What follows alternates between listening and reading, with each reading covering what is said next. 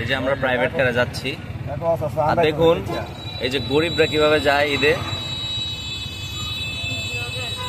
গরিবরা এই যে এইভাবে যায়,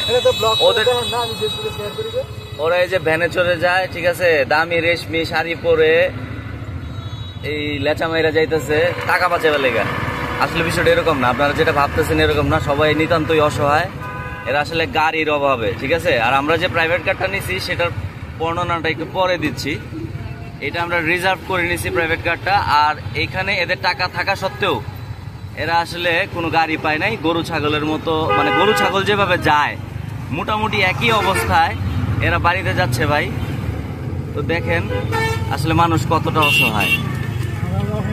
তো বিষয়টা হলো আসলে আমরা পরিস্থিতির শিকার। তো আশা করি আপনারা বুঝতে পারতেছেন আমাদের গাড়িটা কত চমৎকার। এই যে দেখেন এখানে কি আমার ছোট ভাই আছে, আরো বাইকনা আছে, ভাবি আছে, বাগনি আছে, আমার বউ আছে। ওকে, আমরা সিএনজি তে যাচ্ছি ভাই। আমরা তো ফুটানি দেখাবার লেগে আসলে ভিডিও করি নাই, মূলত আমরা ভাগ্যক্রমে একটা সিএনজি পেয়ে গেছি। এই যে চাচা খুব ভালো মানুষ, উনি 500 টাকা করে।